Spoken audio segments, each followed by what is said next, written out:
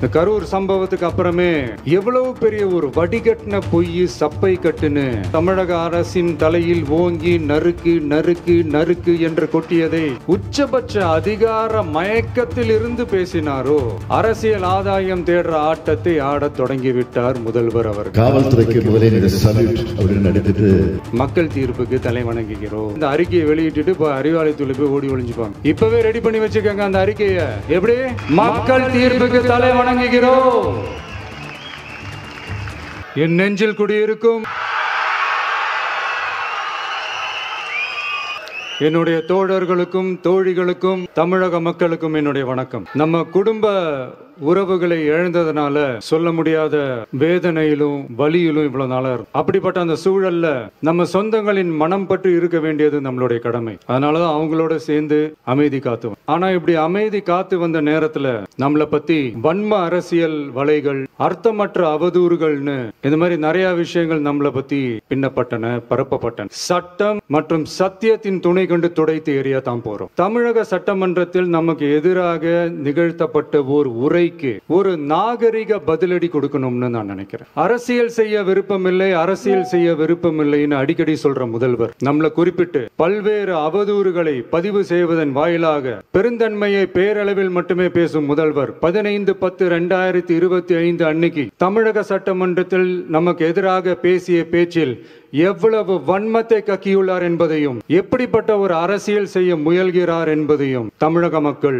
உணராமலா இருப்பாங்க. இந்த கரூரோட சேர்ந்து 5-6 மாவட்டத்துக்கு இந்த மக்கள் சந்திப்பு நிகழ்ச்சிகள்லாம் நடத்தி இருக்கிறோம், போயிருக்கிறோம். அங்கெல்லாம் இந்த லாஸ்ட் மினிட் வரைக்கும் எங்களுக்கு அந்த இடம் கொடுப்பாங்களா மாட்டாங்களா, பெர்மிஷன் தருவாங்களா மாட்டாங்களா, இப்படியே இழுத்து அடிச்சுக்கிட்டு இருப்பாங்க. நாகப்பட்டினத்துல சொன்னது மாதிரி தான் நாங்க ஒரு இடம் செலக்ட் பண்ணி கேட்போம், மக்கள் நல்லா ஸ்பேஷியஸா நின்று பாக்குற மாதிரி. பட் அவங்க அதெல்லாம் ரிஜெக்ட் பண்ணிட்டு மக்கள் நெருக்கடியோட நின்று பாக்குற மாதிரி ஒரு இடத்தை செலக்ட் பண்ணி எங்களுக்கு கொடுப்பாங்க. இது வந்து டிஃபால்ட்டா எல்லா இடத்துலயும் இந்த ஒரு ஆர்குமெண்ட் நடந்துட்டு இருக்கும்னு வைங்க. இந்தியாவிலேயே எந்த ஒரு அரசியல் கட்சி தலைவருக்கும் கொடுக்கப்படாத கண்டிஷன்ஸ். பஸ்ஸுக்குள்ளேயே இருந்து பார்க்கணும், மேல வந்து கை காட்டக்கூடாது, இப்படி எல்லாம் ஒரு அதீத கட்டுப்பாடுகளை கொடுத்த உடனே எங்க சைட்ல இருந்து ஒரு அறிக்கையும் வெளியிட்டோம். அது மட்டும் இல்ல, தமிழக வெற்றி கழகம் சார்பாக அனைத்து கட்சிகளுக்கும் சமமாக ஒரு முறையான ஒரு பொது வழிகாட்டு முறைகள் SOPs சொல்லுவாங்க, அதையும் வழங்கணும்னு சொல்லி உயர் நீதிமன்றத்தையும் நாடி இருக்கணும். இதுவும் தமிழக மக்கள் உணராமலா இருப்பாங்க. இப்படி ஒரு அரசியல் காழ்ப்புடன் நேர்மை திறனற்று நம்மளை பத்தி குற்றம் சாட்டியுள்ள குறுகிய மனம் கொண்ட முதல்வர் அவர்களுக்கு ஒரு சில கேள்விகள். இப்படி பொய் மூட்டைகளா நம்மளை பத்தி இந்த அவதூறுகளை அவிழ்த்து விட்ட முதல்வர் அவர்களுக்கும் திமுக அரசுக்கும் சார்பாக கோடிகளை கொட்டி அமர்த்தப்பட்ட அறிவார்ந்த வழக்கறிஞர்கள் இந்த கபட நாடக திமுக அரசோட தில்லுமுல்லுகளை தாங்கி பிடிக்க இயலாமல் உச்ச நீதிமன்றத்தில் திக்கு திணறி நின்றது முதல்வர் அவர்களுக்கு மறந்து விட்டதா? இந்த கரூர் சம்பவத்துக்கு அப்புறமே அவசரமா ஒரு தனிநபர் ஆணை, அந்த தனிநபர் ஆணையத்தை அவமதிக்கிற மாதிரி அரசு உயர் அதிகாரிகள், காவல்துறை உயர் அதிகாரிகள் எல்லாருமே நம்மளை பத்தி ஃபுல்லா இந்த அவதூறுகள் பரப்பி ஒரு செய்தியாளர்கள் சந்திப்பு அவசரமா. இதெல்லாம் ஏன் நடக்குது, எதுக்காக நடக்குது அப்படின்னு ஒட்டுமொத்த தமிழக மக்களும் கேள்வி கேட்க ஆரம்பிச்சு. இதுவும் தமிழக முதல்வர் மறந்துட்டாரா? அதுக்கப்புறம் அந்த தனிநபர் ஆணையத்தை தலையிலேயே கொட்டி வீட்டுக்கு அனுப்பிச்சிட்டாங்க. அது வேற விஷயம். சட்டமன்றத்தில் பேசும்போது உண்மை நிலையை தெளிவுபடுத்தத்தான் அப்படின்னு ஏதோ இந்த சட்ட ரீதியாகவும் சத்தியத்திற்காகவும் நடந்தது போல ஏதோ சாமர்த்தியமா பேசுறதா நினைச்சு பேசியிருக்காங்க. இப்படி ஒரு 50 வருஷமா பொது வாழ்க்கையில் இருக்கிற ஒரு முதல்வர் அவர்கள் சொன்னது எவ்வளவு பெரிய ஒரு வடிகட்டின பொய் சப்பை கட்டுன்னு நான் சொல்லல, உச்ச நீதிமன்றம் சொல்லி இருக்கிறாங்க. அவங்க சொன்னதெல்லாம் கொஞ்சம் என்னன்னு கொஞ்சம் லைட்டா பாப்போமா? அரசு காவல் உயர் அதிகாரிகள் ஊடகங்களிடம் பேசியது என்பது பொதுமக்களிடையே நியாயமான விசாரணை நடக்குமா என்ற சந்தேகத்தை ஏற்படுத்தக்கூடும் என்றும், நியாயமான விசாரணை மூலமே அந்த சந்தேகத்தை மீட்டெடுத்தே ஆக வேண்டும் என்றும் உச்ச நீதிமன்றம் தமிழக அரசின் தலையில் ஓங்கி நறுக்கு நறுக்கு நறுக்கு என்று கொட்டியதை முதல்வர் அவர்கள் மறந்துட்டாரா? மாண்புமை சென்னை உயர் நீதிமன்றத்தின் மாண்புமிகு நீதியரசர் SIT அமைத்து உத்தரவிட்டார் அல்லவா? அந்த உத்தரவை ஏதோ சட்டத்தின் மீதும் நீதி பரிபாலனத்தின் மீதும் மரியாதை கொண்டவர்கள் போல ஒரு நாடகத்தனமான கொண்டாட்டத்தை திமுகவும் திமுகவிற்கு ஒத்து ஊதுவோரும் நடத்தி கூத்தாடி குதூளித்தனர் அல்லவா? தாவேகாவிற்கு எதிராகவும் நமக்கு எதிராகவும் உயர்நீதிமன்ற மாண்புமிகு நீதியரசர் தீர்ப்பளித்து விட்டதாக விதந்தோதி விழா எடுத்தனர் அல்லவா? அந்த உத்தரவை குறித்து சொல்லும் போது எந்த ஆவணத்தின் அடிப்படையில் அந்த உத்தரவு அமைக்கப்பட்டது?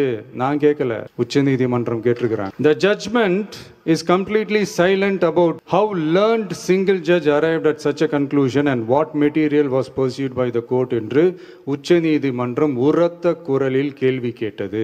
அப்போதும் கூட உச்சநீதிமன்றத்தில் திமுக அரசுக்காக வாதாடிய அறிவார்ந்த மூத்த வழக்கறிஞர்கள் பதில் சொல்ல இயலாமல் வாய் மூடி மௌனம் காத்ததை நாடே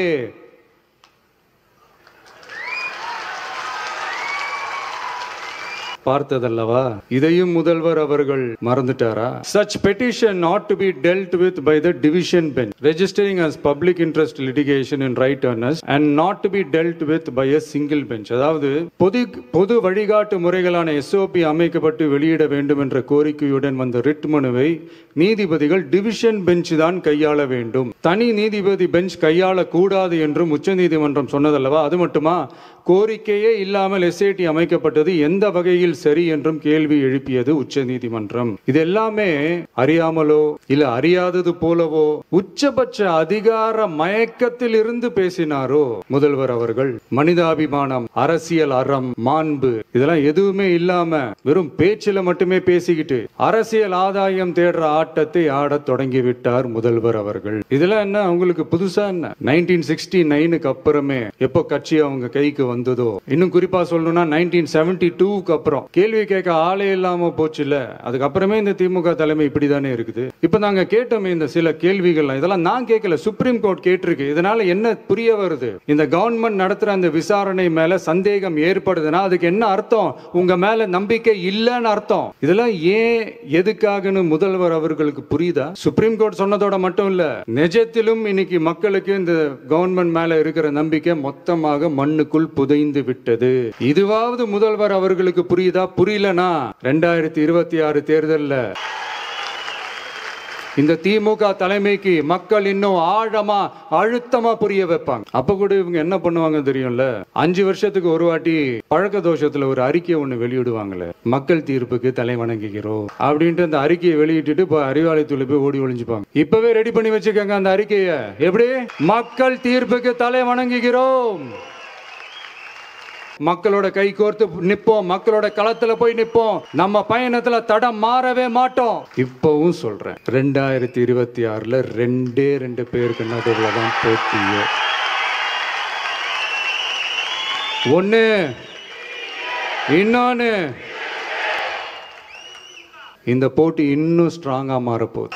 100% வெற்றி நமக்கு. வாகை சூடுவோம், வரலாறு படைப்போம், கான்பிடென்ட்டா இருங்க, நல்லதே நடக்கும், வெற்றி நிச்சயம். மீண்டும் சந்திக்கும் வரை நன்றி, வணக்கம்.